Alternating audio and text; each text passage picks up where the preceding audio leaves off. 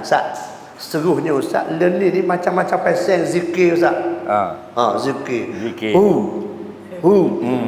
Ada dah. Ada kok yang naik terus Ustaz ni, naik sahel. Allah. Lepas tu kat yang berdiri pula, la ilaha illallah. Suka pula dia ni. Contoh Ustaz. Dah apa hukum dia Ustaz tu? Hukum apa? Hukum zikir gitu tu. Zikir kan ya? Zikir la ilaha illallah terang gitu Ustaz. Okey. Hukum berzikir benda La ilaha illallah. bergerak tubuh, bergerak badan. Okey. Pertama kita kena faham, kalau kita ni berzikir, macam mana yang disuruh kita duduk. Zikir itu memang disuruh. Betul tak? Tapi adakah cara kita berzikir itu disuruh duduk ke, bangun ke, diam atau bergerak? Yang adanya ialah zikirlah dalam keadaan apa sekalipun. Cuma ada nas larang zikir atau kita tidak berzikir, mencontohi daripada Nabi ketika berada pada tempat yang tidak layak. Contoh ketika sedang buang air. Rasulullah SAW kalau sedang buang air, orang beri salam, sebut Assalamualaikum, Nabi tak jawab. Kerana sedang qadal hajat. Nawak lagi. Okey, jadi ulama ambil di sini, kalau sedang ada dalam tandas, tempat yang dibuang najis, kita jangan berzikir. Okey? Jangan berzikir.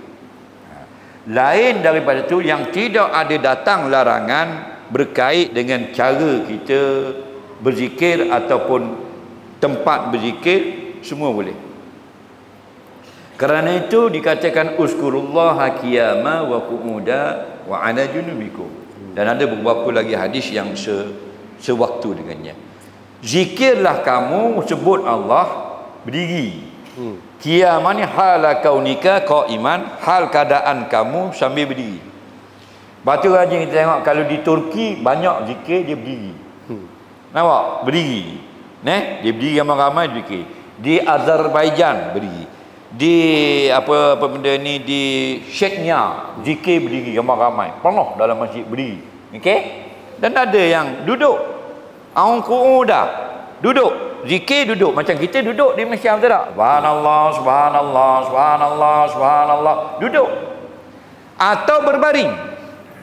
Nampak? Berbaring ni ulama kata orang yang dia tak nak bangun, dia duduk atas katil, dia nak tidur dah, dia berzikir. La ilaha illallah sambil duduk atas batas dia. Harus. Okey? Bahkan di dalam setiap pergerakan yang lain, contoh kita berbasikal, kita pun berzikir, harus. Bukan nak berzikir kena berbasikal, tu lain. Tapi kita berbasikal dan sambil berzikir, harus. Atau kita jogging berlari, sambil jogging sambil berzikir, harus. Atau kita melompat. Jadi kan orang ambil tali, dia melompat, pakai tali skipping, dia melompat lah, dia pun berzikir Allah, Allah, subhanallah, subhanallah, subhanallah, harus. Nampak? Yang tak betulnya, kalau kita nak berzikir kena melompat, itu baru salah. Tapi kalau kita melompat dan berzikir, harus. Okey? Kita tengok yang di Turki, dia yang berpusing tu, di tarian tu, itu bukan orang berzikir, itu orang menari budaya dia panggil. Okey?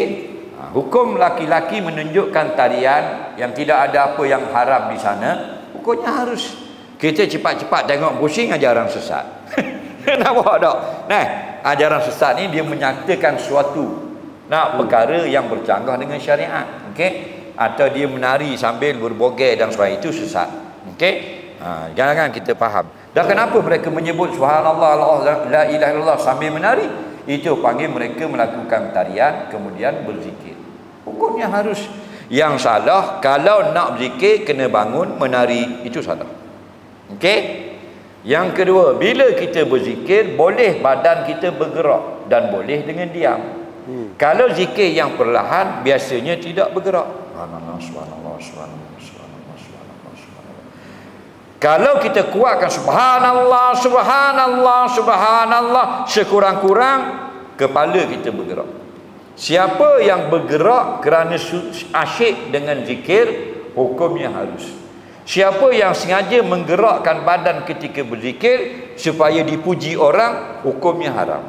Ada beza tak situ? Orang yang berzikir dan asyik dengan zikir, rasa khusyuk dengan Allah, dia tak sedar Allah subhanallah subhanallah, hukumnya harus. Dia panggil zaud atau orang yang tengah seronok berzikir. Nampak? Sama macam orang berdoa. Kalau imam berdoa lepas sembahyang, kita tengok makmum. Ada yang diam, ada yang gini, ada gini. Dah sesak. Nak kata sesak. Dapat apa dia gerak? Dia gerak kerana dia asyik dengan zikir, dengan doa yang sedang dibacakan. Betul tak? Pokoknya harus. Kerana perkara-perkara ibadah ni kadang-kadang dia menyentuh hati, dan bila tentuh kepada hati, dia menjadikan kita ada tahrik, ada pergerakan. Nah, yang dilarang syarak, yang dijaga oleh ulama, pergerakan yang disengajakan untuk menunjukkan dia itu taqarrub ila Allah. Orang lain tak macam dia hebat, dia lebih dekat pada Allah sampai melompat-lompat. Itu yang dilarang syarak. Jadi kena hati-hati dalam bab ini. Nah, wallahu a'lam. Alhamdulillah.